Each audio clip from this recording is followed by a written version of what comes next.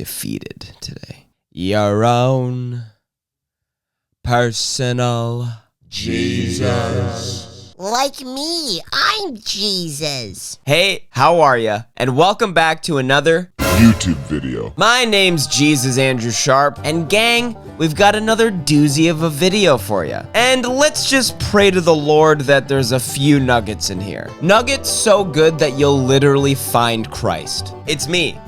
Hi. I'm the Lord, it's me. Welcome to my little church of nuggets. I got a bunch more religious crap for you guys, okay? Got a fire word from the Lord for you in John 13. Okay, Jesus is washing the disciples' feet. Not that Jesus. Sorry, Bryce, but maybe next time. Because I could talk about Bryce all day long. You guys know the Super Bowl? You know. The Super Bowl, one of the biggest, if not the biggest, and most anticipated sports event in the world. But even outside the football game, it's the most profitable event in advertising, and it's arguably one of the largest stages in multimedia performance. To the point where we don't even really care about the game. Dude, I couldn't give less of a shit if Patrick Mahomes solidifies himself as like an all-time quarterback. But I will take out a loan from the bank and bet it all on what color the Gatorade will be when it's poured on the winning coach's head. Dude, I will go into debt betting on whether Rihanna will play SOS or not. And she fucking didn't, so looks like I'm gonna be investigated by the government. But dude, like, who cares about the football anymore? Sorry, Jimmy G, I don't care about your cute smile. Shakira's about to play She-Wolf.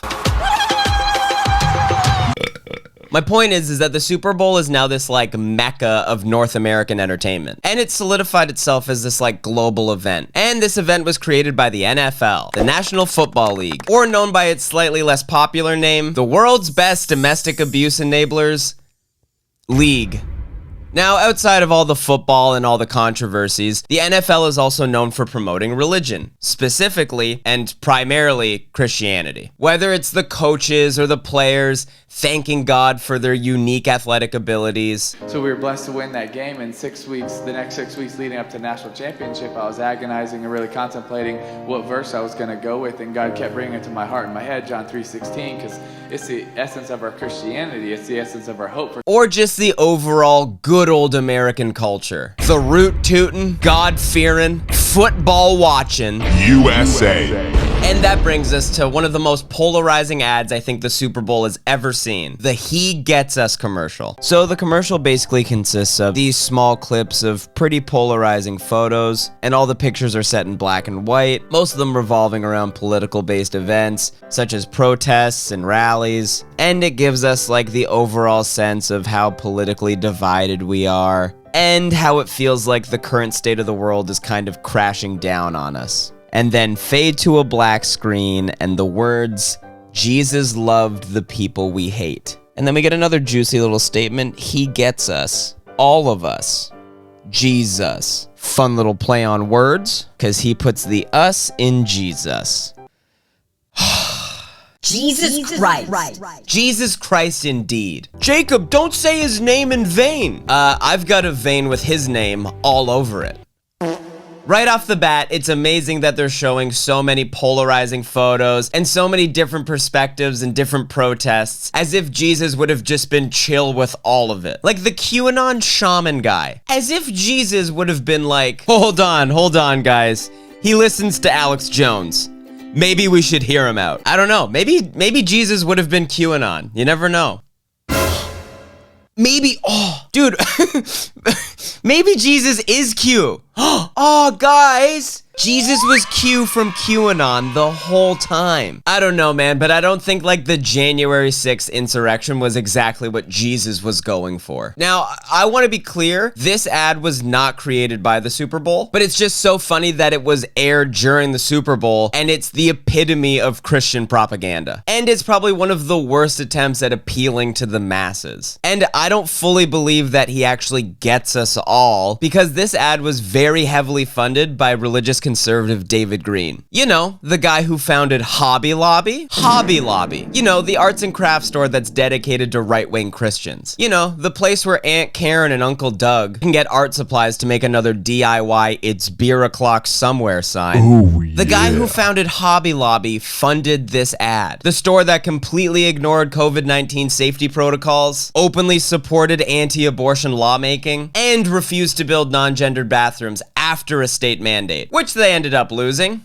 And David Green is also known for supporting tons of anti-LGBT religious groups, and he has openly supported laws that would allow people to legally discriminate against the LGBTQ+ community. But that doesn't sound like the church. Guys, God gets all of us.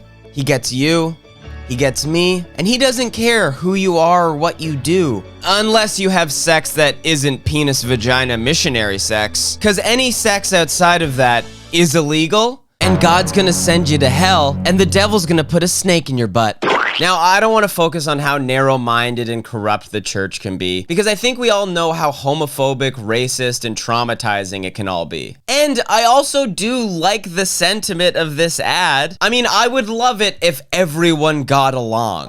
I mean, no one would have anything to talk about, but it would be a lot nicer. It would also be so nice if Jesus Christ and the Christian church and most religions could move on from their horrific pasts and their judgments, but I just don't believe that that's gonna happen. This is just another attempt to get people on board so they can just sneak a bunch more evil shit in. Also, Jason Vanderground, the owner and founder of Haven, which is the main creator of this campaign, has claimed that this ad is not political. Hey Jason, then why'd you show all those photos from major political events? You showed pictures from anti-mask rallies and the BLM protests. This is very political. It just feels like the equivalent of three little kids standing on each other's shoulders in a trench coat and a hat. We want to take out a hefty loan. Except in this version, it's like three little Mike Pences dressed up as Jesus and trying to connect with Gen Z. Hey kids, guess what? Jesus gets all of us. Jesus is he's very ACAB, and he isn't cringe. Jesus even loves to stream on Twitch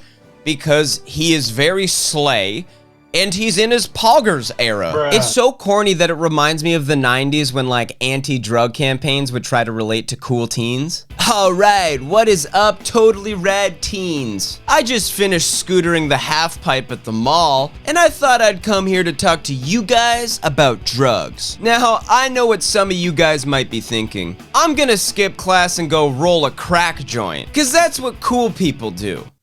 Wrong. Guys, smoking drugs is only gonna make your butthole bleed. And then you're gonna go to hell, and Satan's gonna light your nipples on fire. So the next time you're thinking about snorting a line, why don't you try snorting a line of Matt 1045 instead? That one always seems to get me really high. Now, this isn't their only commercial. It's a part of a way bigger ad campaign of trying to convert Gen Z to Christianity. Because statistically, Gen Z is the least religious generation in history. That's why they've written articles about how Jesus was stressed and he struggled with mental health too. That is like the first time I've seen any religion recognize any type of mental health. Which is a good thing. I'm glad that they're recognizing that. It's just so funny that they're doing it now, because now it just seems so disingenuous. You know how you have issues with disassociation, and you're always overwhelmed because of things like anxiety and depression? Well, guess what?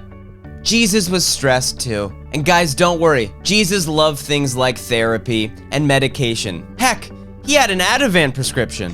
Dude, I bet Jesus was stressed. His dad was God. It would have been really stressful growing up with that type of fame. But I also have trouble believing that he would have been so humble and so kind after growing up that famous. I feel like he would have been more like Jaden Smith. Bro, like I'm always saying to my disciples, like, y'all are way too concerned with like gossip and how much gold you have. Like, yo, can we just focus on the socioeconomic state of the world right now?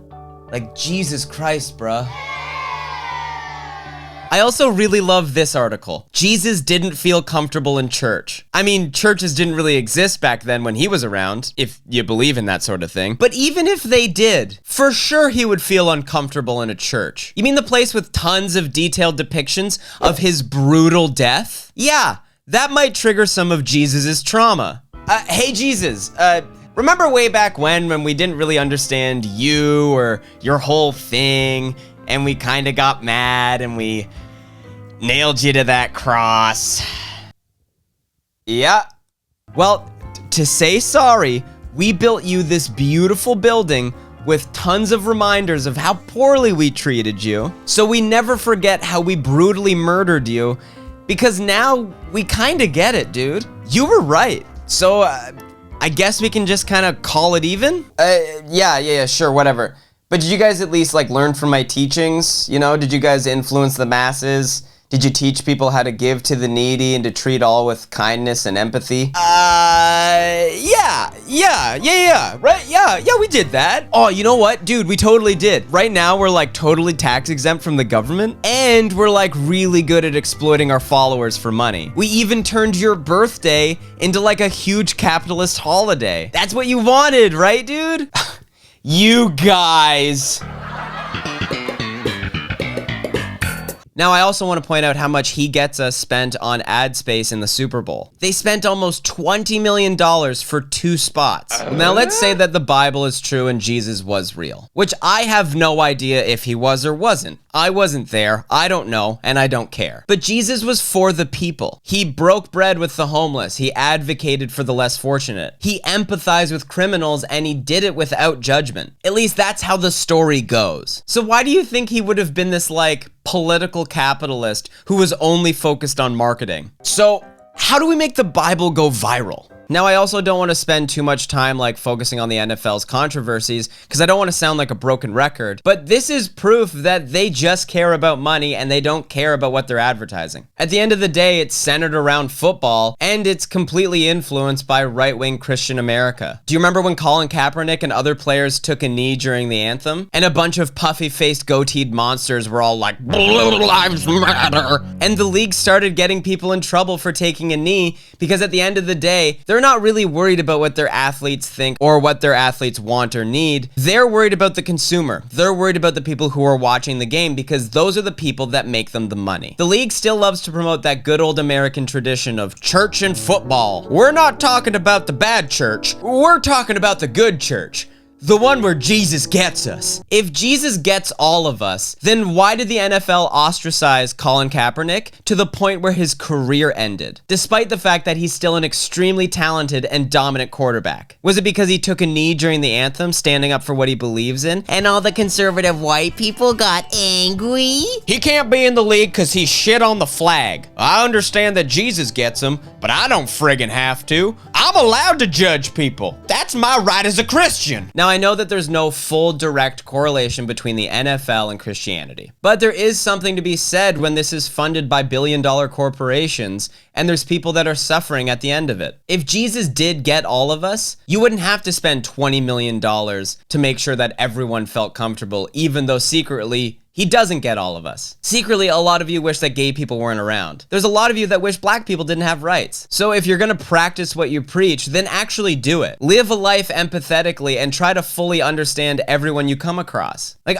I don't know. Religion's fine as long as you're not using it for like personal benefit, to push an alternate agenda, or to harm others. So yes, believe what you want if it helps you get through life. At the end of the day, the biggest lesson in most religions is treat others how you want to be treated. And that's incredible.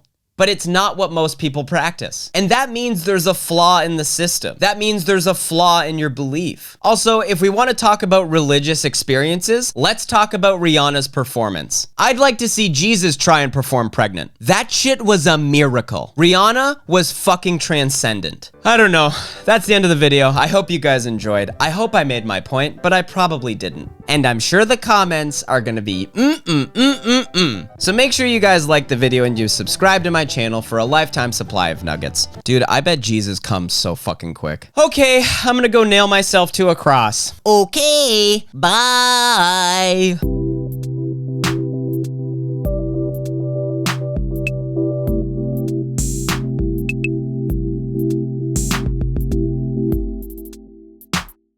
The fuck? The fuck is going on?